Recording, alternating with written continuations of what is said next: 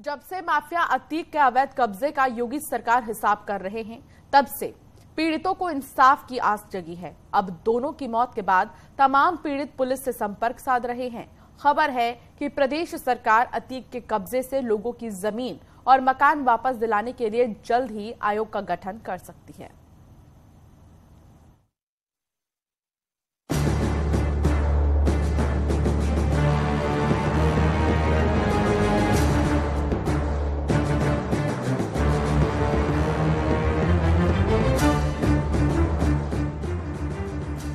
वैसे तो सीएम योगी पहले ही प्रयागराज के लूकरगंज में अतीक अहमद के अवैध कब्जों से मुक्त कराई गई नजूल की जमीन पर गरीबों के घर बनाने के लिए भूमि पूजन कर चुके हैं, लेकिन प्रयागराज में बीते 4 दशक से माफिया अतीक अशरफ से पीड़ित कुछ और लोगों को भी अब न्याय मिलने की उम्मीद जगी है।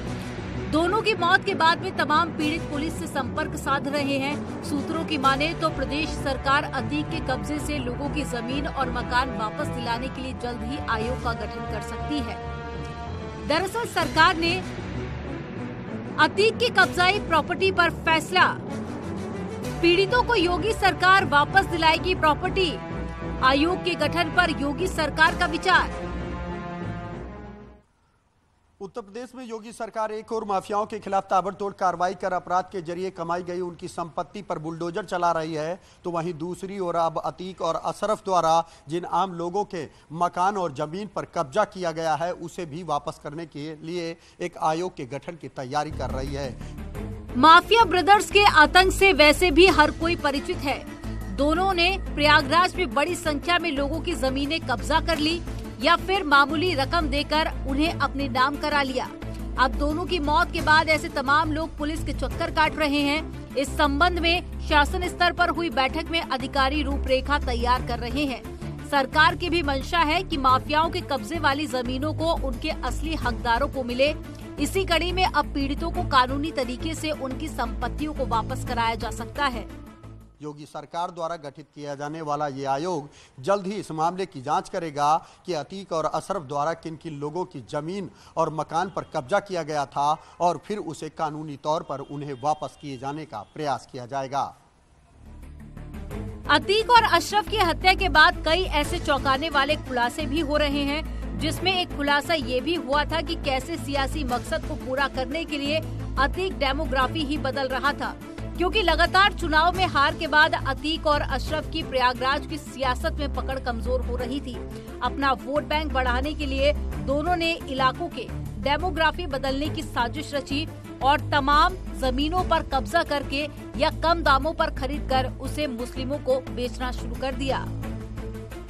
योगी सरकार में अपने खिलाफ हो रही ताबड़तोड़ कार्रवाई से बचने के लिए अतीक अशरफ का परिवार राजनीतिक रूप से एक बार फिर सक्रिय होना चाह रहा था और इसी के चलते बसपा से मेयर पद के चुनाव पर शाइस्ता परवीन को चुनाव लड़ाने की तैयारी भी पूरी कर ली गई थी। इस दौरान चुनाव जीतने के लिए न सिर्फ चकिया और धूमनगंज जैसे इलाकों में खौफ पैदा किया जा रहा था, बल्कि उसकी डेमोग्राफी को भी बदलने का प्रयास किया जा रहा था, जिसके तहत एक बड़े स्तर पर अल्पसंख्यकों की कॉलोनी भी बसाई जा रही थी। इन जमीनों को बाजार दर से कम दामों पर बेचा जाता था ताकि खरीदार और उनका परिवार उनका वोटर बन जाए। अतीक इसी मकसद से अपनी पत्नी शाइस्ता को राजनीति में लाना चाह रहा था, तो वहीं शूटर गुलाम को भी चुनाव लड़वाना चाहता था ताकि वे असद को भी राजनीति में लाने में मदद करे। खैर, अतीक ने अपनी काली कमाई का बड़ा हिस्सा रियल एस्टेट के कारोबार में लगा दिया था। इसमें 2 दर्जन से अधिक फर्म उसकी पत्नी शाइस्ता परवीन और सालों के अलावा करीबियों के नाम पर भी है, जबकि शहर के कई नामचीन बिल्डरों और कारोबारी समूहों के साथ भी इस धंधे में अतीक साझीदार रहा है। Bureau report, news 18।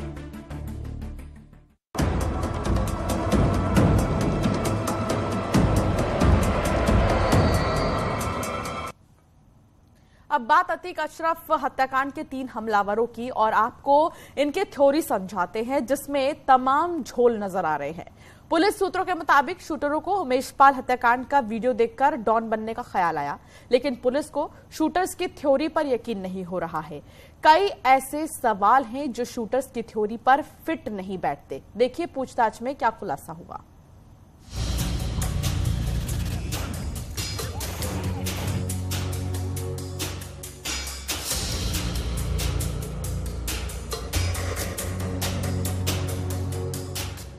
अतीक और अशरफ की हत्या में गिरफ्तार शूटर्स की थ्योरी पर पुलिस को यकीन नहीं हो रहा है। पुलिस ये मानने को तैयार नहीं कि शूटर्स ने अतीक और अशरफ की हत्या सिर्फ फेमस होने के लिए कर दी, क्योंकि हमलावरों ने पुलिस रिमांड में कबूल किया है कि उन्हें उमेश पाल शूटआउट में असद का वीडियो देखकर डॉन बनने का ख्याल आया, जिसके बाद शूटर सनी ने अतीक और अशरफ की हत्या के लिए हथियार जुटाए। तीनों शूटर्स को लगा कि अतीक और अशरफ की हत्या के बाद वो फेमस हो जाएंगे। सनी ने बाकी शूटर्स को कहा कि इस हत्याकांड के बाद वो बहुत पैसा कमाएंगे।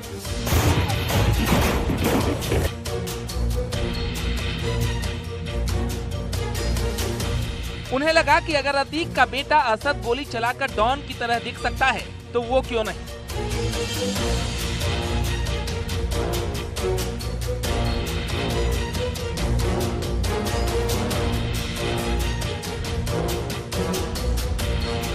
जिसके बाद उन्होंने पत्रकार बनकर अतीक और अशरफ की हत्या का प्लान तैयार किया। उन्हें लगा कि यह वीडियो टीवी चैनल की सुर्खियां बनेगा और लोग उनसे डरने लगेंगे। लेकिन हत्याकांड के तुरंत बाद उन्होंने सरेंडर कर दिया और पुलिस ने उन्हें गिरफ्तार कर लिया। उनकी गिरफ्तारी के बाद पुलिस लगातार उनसे सवाल जवाब कर रही है, जिसमें शूटर्स ने बड़ा पर्दाफाश किया है। पता चला है कि शूटर्स ने प्रयागराज के एक होटल में रहते हुए अतीक की रेकी ई-रिक्शा पर बैठकर की। इसके लिए उन्होंने प्रयागराज रेलवे स्टेशन के आसपास होटल का कमरा लिया था। इन होटल के कमरों से पुलिस को 2 मोबाइल फोन बरामद हुए हैं, लेकिन जो मोबाइल फोन मिले हैं उनमें सिम गायब थे। हालांकि पुलिस को शूटर्स के पुराने नंबर मिले हैं, जिनकी सीडीआर निकलवाई जा रही है। पुलिस तीनों आरोपियों को अलग अलग बैठाकर भी पूछताछ की तैयारी कर रही है। बताया जा रहा है कि पुलिस तीनों हमलावरों का लाई डिटेक्टर टेस्ट भी कर सकती है। एटीएस ने सवाल दागे कि आखिर जिगाना पिस्टल कहां से आई, इस हत्या के पीछे मेन लोग कौन है और तुम किसके लिए काम करते हो। एटीएस ने पहले इन तीनों आरोपियों से अलग अलग सवाल जवाब किए। उसके बाद एटीएस ने इन तीनों आरोपियों को एक साथ बैठाकर भी सवाल जवाब किए। हालांकि तीनों के बयानों में विरोधाभास था, इसके बावजूद एटीएस लगातार सवाल दागती रही। इस सब के बीच एसआईटी के रडार पर एक व्हाट्सएप ग्रुप शेरे अतीक आ गया है। इस ग्रुप में प्रयागराज, कौशाम्बी और फतेहपुर के करीब 200 सदस्य शामिल थे। अतीक अहमद के बेटे असद ने शेरे अतीक के नाम से व्हाट्सएप ग्रुप बनाया था। उमेश पाल हत्याकांड से कुछ दिन पहले ही व्हाट्सएप ग्रुप डिलीट कर दिया गया। सबसे खास बात ये कि इस ग्रुप से हमलावर अरुण मौर्य भी जुड़ा था। पुलिस ये जानने की कोशिश करेगी कि आखिर अरुण मौर्य इस ग्रुप से क्यों जुड़ा था और इस ग्रुप से उसका क्या कनेक्शन था। अतीक अहमद के बेटे असद द्वारा बनाया गया शेरे अतीक ग्रुप के 200 मेंबर इस वक्त एसआईटी की रडार पर हैं। दरअसल उमेश पाल हत्याकांड के कुछ दिन पहले ये ग्रुप डीएक्टिवेट कर दिया गया था, जिसकी वजह से एसआईटी को ऐसा लगता है कि इस पूरे मामले में इस ग्रुप का कुछ लेना देना है। इसमें 200 लोग जो शामिल थे वो प्रयागराज, कौशाम्बी और फतेहपुर के थे, जिनका ब्यौरा अब एसआईटी जुटा रही है। यूपी पुलिस की टीम अतीक हत्याकांड के तारों को जड़ने में जुटी हुई है, जिससे हत्यारों का असल मकसद साफ हो सके। हालांकि अब तक की पूछताछ में हमलावरों ने जो थ्योरी पुलिस के सामने रखी है उस पर पुलिस को यकीन नहीं है। Bureau report, news 18।